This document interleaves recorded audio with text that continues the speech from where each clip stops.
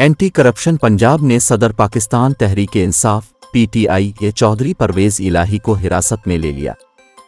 हुक्काम anti corruption के मुताबिक परवेज़ इलाही Adiala jail Rawalpindi से रहा हुए थे, जहां से उन्हें हिरासत में लिया गया और परवेज़ इलाही को राहदारी रिमांड के लिए जुडिशल कम्प्लेक्स पहुंचाया गया, जहां अदालत ने सदर पीटीआई का 1 रोज़ का राहदारी रिमांड मंजूर कर लिया।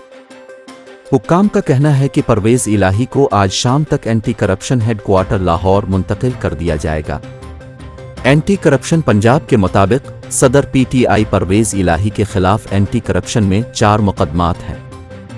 इस हवाले से परवेज़ इलाही के वकील सरदार अब्दुल राज़िक ने मीडिया से गुफ्तगू करते हुए कहा कि परवेज़ इलाही के खिलाफ पंजाब में एंटी करप्शन का कोई मुकदमा दर्ज किया गया है। परवेज़ इलाही के ज़मानती मुचलके दाखिल नहीं हुए थे। अभी एक केस में रिहाई नहीं मिली थी कि दूसरे केस में गिरफ्तार कर लिया गया। परवेज़ इलाही को जेल से ही एक और मुकदमे में गिरफ्तार कर लिया गया।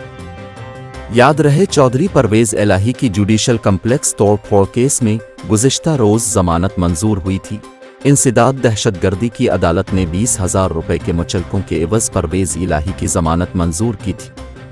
परवेज़ इलाही की लीगल टीम की जानिब से ज़मानती मुचलके जमा न करवाए जा सके।